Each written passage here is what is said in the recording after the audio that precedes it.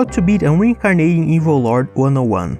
Get a princess with some magic power, grab a boy garbed in green with the spirit of the hero, and occasionally throw in there some 7 sages to hold the demon in place while it's being sealed. That's pretty much the recipe that has happened about 10 times already in the Zelda franchise, almost every time you see Ganon reappear. So was there a real need for an endless army of unholy machinery plus 4 giant weapons of mass destruction to be made when possibly just 2 people could have done the job? Might I also point out that one of them apparently had the whole Triforce in her possession? You know, that little thing that granted Zoner wishes?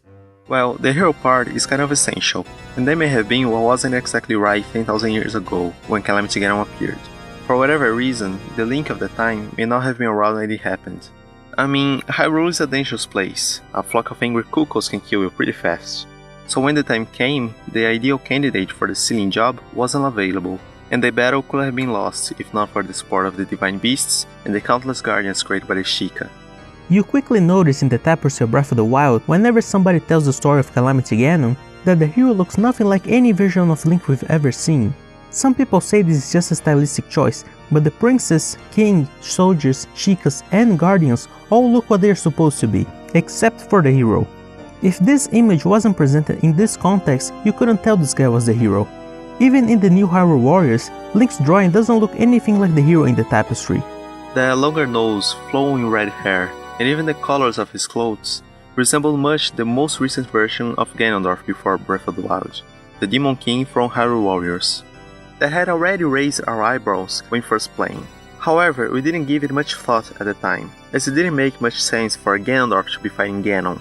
That is, until the trailer of the sequel, where we learned that while we were fighting the Calamity Ganon over Hyrule Castle, there was a corpse Ganondorf sealed elsewhere all along. Not only that, but his design also looks like the depiction of the hero of 10,000 years ago, even to the jewelry he uses along his arms.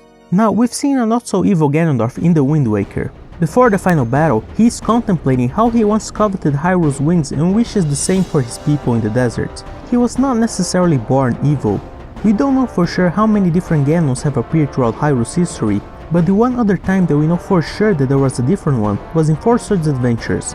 Here, the only Gerudo male, also named Ganondorf, was the guardian of his people, and over time he became more and more ambitious, until he decided to search the Forbidden Pyramid for a magical weapon to grant him power, the trident used by a long-defeated evil. Once in possession of the weapon, he became consumed with the power and hatred of Ganon, and transformed into the beast himself. Much like the princess carries the blood of the goddess Hylia, and a descendant of a knight carries the spirit of the hero, apparently so too, a Gerudo male is to carry the curse of demise against them. Over the ages and some resurrections, he may have come to realize the part fate has given him, and decided to rebel against his role. With the help of the princess and possibly the Sheikah magic and technology, Ganondorf managed to remove the essence of malice from within him and fight it, which perhaps could be far too powerful to be defeated without the air of the spirit of the hero, and so the mechanical army was needed.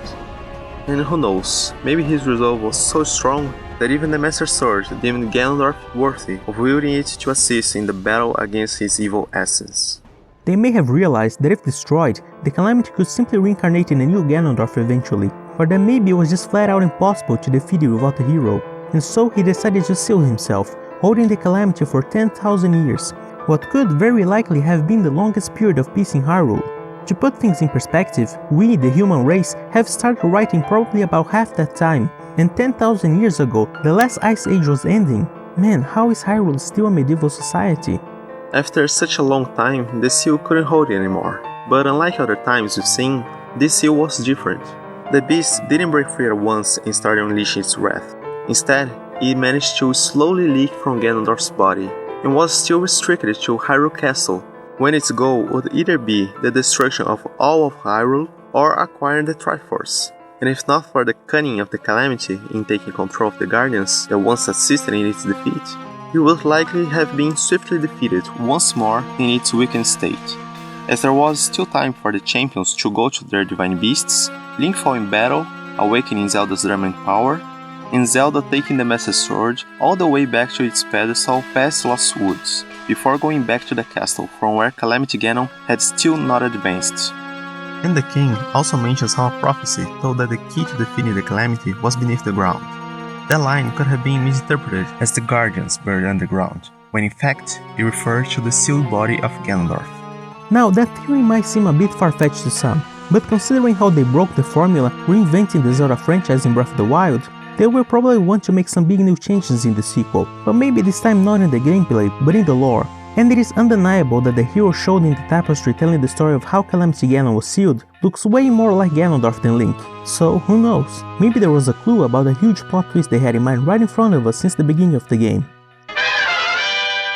And now, let's talk about something that has no evidence whatsoever to back it up, but it would be awesome if it happened.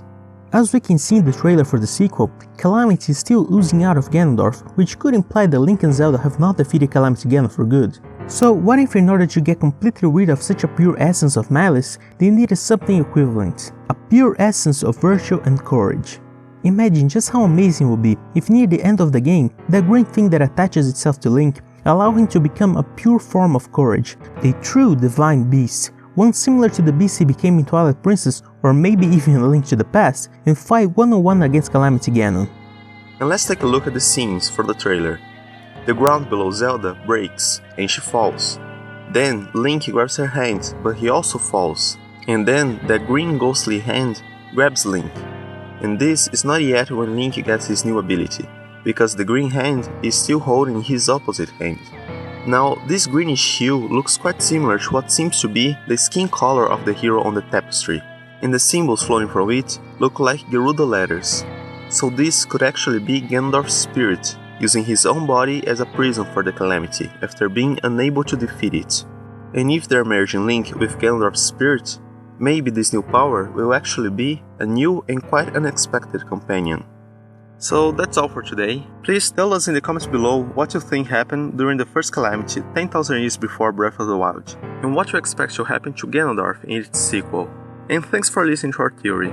If you enjoyed this kind of content, you should subscribe to our channel, as we have some more theories up our sleeves. And if you like this one, you may also like our last video. That was about Breath of the Wild 2, listing 10 things we'd like to see in the future game.